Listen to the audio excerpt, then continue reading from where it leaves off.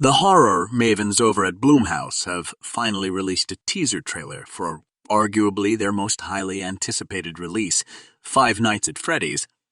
The film is an adaptation of Scott Cawthon's absurdly popular video game series, which started out as an indie game on the Desura and later Steam platforms, but become a global phenomenon after footage of popular YouTube lets players Mark Markiplier, Fishbach, and Matthew Matpat.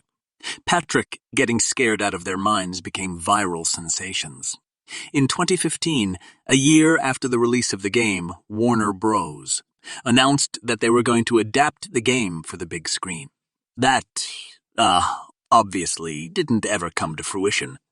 In 2017, things started picking up steam when Blumhouse announced that they were to be the new home of FNAF. But after a series of delays and director changes, fans started to give up hope that they'd ever see their beloved horror story in the theaters. Fortunately, the wait is almost over, and with the trailer providing visual evidence that the movie very much exists and is absolutely happening, it feels safe to get excited again about the possibility of being scared into oblivion. But how the hell did Five Nights at Freddy's get so popular, and how can Blumhouse turn a video game where you never leave a security room into a feature-length horror film? Allow me to serve as your humble guide to the world of Freddy Fazbear's Pizza, a magical place for kids and grown-ups alike, where fantasy and fun come to life. Five Nights at Freddy's is the brainchild of video game developer Scott Cawthon, who broke into the gaming world making Christian-focused video games like Pilgrim's Progress and The Desolate Hope, the latter of which is essentially anti-abortion propaganda hidden within a video game. In 2013, he put out a family-friendly game called Chipper Sons Lumber Company, which was lambasted by critics, with a few noting that the characters looked like terrifying animatronic creatures you'd see in a place like Chuck E. Cheese or Showbiz Pizza Place. The negative reviews had a massive impact on Cawthon, but the comments inspired him to pivot toward the horror game sphere, creating Five Nights at Freddy's.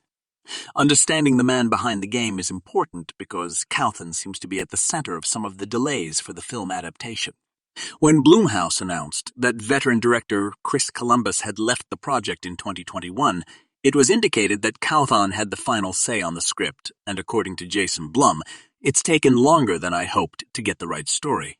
Cawthon retired from professional game development in 2021, but not before his history of donations was made public, revealing that he made significant financial donations to conservative political candidates, including the disgraced, twice impeached former President Donald Trump, who was recently found liable for sexual abuse. Before his retirement, Cawthon expanded the Five Nights at Freddy's universe to 13 games, including one in space, and 32 books, graphic novels. As of publication, Cawthon is still determining a successor to helm the continuation of the franchise. What is the game about? Considering Five Nights at Freddy's has hundreds of hours of lore at this point, it may seem overwhelming to try and make sense of what this story is all about. The game started out with humble beginnings, where players were cast as the Night Watch security guard for Freddy Fazbear's Pizza, only to discover that the animatronics come to life at night and kill whoever they find. It's almost too perfect in its simplicity, but Scott Cawthon has expanded the story in some pretty wild and gruesome directions. Freddy Fazbear's Pizza was once a thriving utopia for family fun, but is now a rundown, derelict shadow of its former glory due to a string of tragedies. Connected to the pizzeria, Fazbear Entertainment was co-founded by a man named William Afton, who is also behind the company Afton Robotics. He's also a serial killer. It was rumored that Afton used the kid-friendly allure of Freddy Fazbear to kidnap and murder 5 children, shoving their corpses into the animatronic mascots of the pizzeria, Freddy, Bonnie, Shaka, and Foxy. Five Nights at Freddy's 3 introduced Fazbear's Fright, a horror attraction built to capitalize on the real-life horrors and urban legends that surround the famed chain of pizzerias, while Five Nights at Freddy's 4 is a prequel game that chronicles the Bite of 83, tragedy, one of the many horrific accidents related to Freddy Fazbear's Pizza. The story focuses on a little boy with a massive fear of animatronics who was forced to attend a birthday party at the pizzeria, where his older brother tried to scare him by putting his head in the Fredbear's mouth. Tragically, the terrified tears of the little boy caused a short in the animatronic, triggering the mouth to snap close and kill the child. This game is dark, and it only gets weirder as the franchise goes on. What will the movie be about? Blumhouse has been pretty tight-lipped about which elements of which games will be incorporated into the film, but based on the trailer, it seems like Five Nights at Freddy's 1-4 will make up a bulk of the lore. For that reason, I'll hold back any additional spoilers or surprises revealed in the later games, but it wouldn't be a shock if little elements from later games were incorporated as Easter eggs, not unlike the Super Mario Bros. Movie. Considering how much the world of the game has expanded over the years, Blumhouse could easily have a hot new franchise on their hands. The final shooting script was co-written by Scott Cawthon, Seth Cutterback, and director Emma Tammy, with Cawthon even expressing during a Reddit AMA that he was really pleased with the outcome and the decision to go with what he called the Mike screenplay. This is a reference to the character Mike Schmidt, the protagonist of the first 5 games, who is being played by Josh Hutcherson. The film's official description of the character follows: riddled with guilt over a tragedy in his past, and now struggling to take care of his younger sister on his own, Mike is low on options when he lands a new job to pay the bills. The night security guard at Freddy Fazbear's pizzeria. Mike is vulnerable with a tough exterior. Though he means well, his obsession with digging for truth may have potentially disastrous consequences.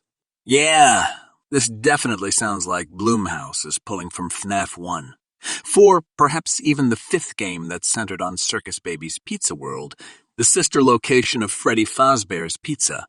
It's already been established that Matthew Lillard will be playing William Afton and Elizabeth Lale is playing Vanessa A., a character introduced in Five Nights at Freddy's.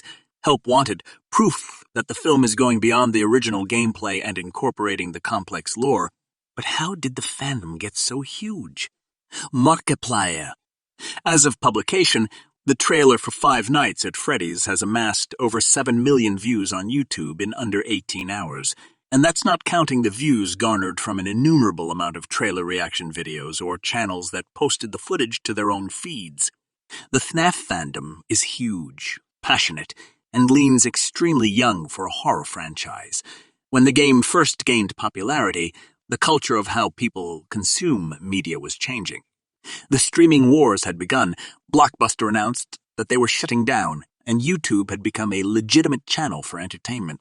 Playing Five Nights at Freddy's or watching playthroughs online was the evolutionary next step of staying up late and seeing a midnight movie on TV. Video game YouTubers often have young fan bases, so they were the first ones to be introduced to the games through their favorite content creators. Additionally, there was a void of new gateway transitionary horror films and TV shows that could bridge the gap between family-friendly spookfests and legitimate horror releases. Pair that with the fact the animatronic designs were meant to appeal to children within the world of the game, and FNAF found the perfect recipe to serve as a generation's introduction to the horror genre. Freddy Fazbear and the rest of the anthropomorphic mascots shown in Five Nights at Freddy's might as well be the new Mount Rushmore of horror icons, and perhaps the new Blumhouse film will add the legitimacy. To the franchise so many old-school horror fans are fighting like hell to avoid embracing.